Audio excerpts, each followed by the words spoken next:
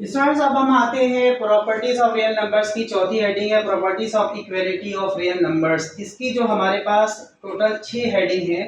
तो पहली हेडिंग क्या है? Reflexive property. रिफ्लेक्सिव प्रॉपर्टी क्या होती है कि हर रियल नंबर खुद अपने रियल नंबर के बराबर होता है। 4 इज इक्वल टू 4। इसी तरह कोई सा भी आप रियल नंबर कंसीडर कर लें, square root of 3 square root of 3 के बराबर हो जाएगा। तो आप इसकी मैनी एग्जाम्पल्स लिख सकते हैं।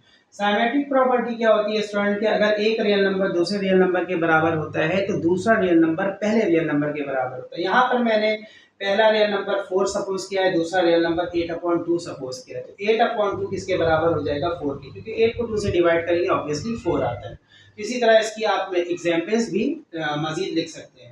ट्रांजिटिव प्रॉपर्टी क्या होती है कि अगर एक रियल नंबर दूसरे रियल नंबर के बराबर और दूसरा वाला जो रियल नंबर है वो तीसरे रियल नंबर के बराबर हो तो पहला रियल नंबर तीसरे रियल नंबर के बराबर हो जाएगा। यहाँ पर क्या है? ए बी के बराबर है, बी सी के बराबर है, तो ए और सी दोनों बराबर हो जाएंगे।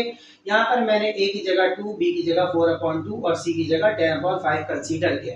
तो यहाँ पर 2 बराबर है 4/2 के और 4/2 बराबर है 10/5 के, तो 2 किसके बराबर हो जाएगा? 10/5। 10 को 2 5 से डिवाइड करेंगे तो ऑब्वियसली 2 आएगा। तो इसी तरह आप कोई भी 3 रियल नंबर्स को आप कंसीडर करके ट्रांजिटिव प्रॉपर्टी की एग्जांपल्स लिख सकते हैं।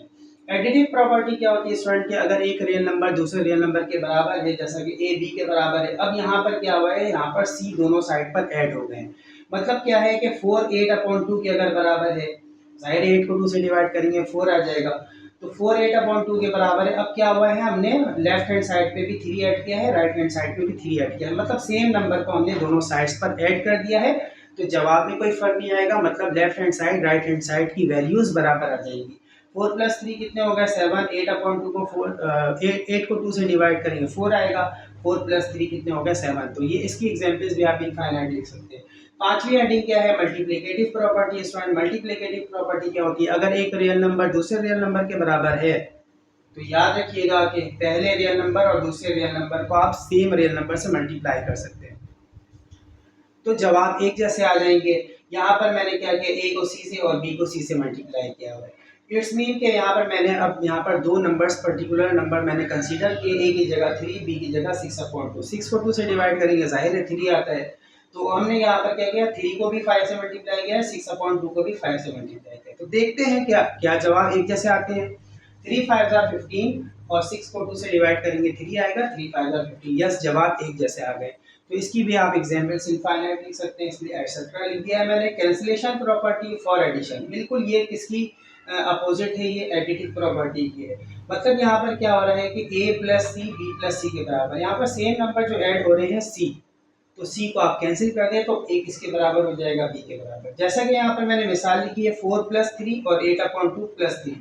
यहाँ पर 4 में भी 3 ऐड हो रहा है, 8/2 में भी 3 ऐड हो रहा है। तो 3 को हमने जब कैंसिल कर दिया तो 4 बराबर हो गया 8/2 के। इसी तरह इसकी एग्जांपल्स भी आप इनफाइनाइट लिख सकते हैं।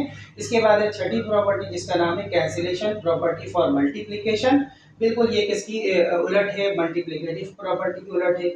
यहाँ पर क्या हो रहा है? ए सी से मल्टीप्लाई बी सी से, यानी यहाँ पर जो सेम रियल नंबर्स हैं वो क्या है? सी है। तो सी क्या हो जाएंगे? कैंसिल। तो ए किसके बराबर हो जाएगा? बी के। अब आप यहाँ पर एग्जाम्पल में देख लें, 3 किससे मल्टीप्लाई हुआ है? 5 से, और 6/2 5 से। तो ये 5 और 5 क्या हो गए? कैंसिल। 3 बराबर हो गया 6/2 के। तो 6 को 2 से डिवाइड करेंगे, जाहिर है 3 आ जाएगा। तो 3 इज इक्वल टू 3। तो ये इसकी एग्जाम्पल्स भी आप इनफाइनाइट लिख सकते हैं। ये थी हमारी चौथी heading properties of equality of real numbers. अब इसके बाद जो लास्ट प्रॉपर्टीज हम पढ़ेंगे वो होगी पांचवी हेडिंग है properties of inequality of real numbers.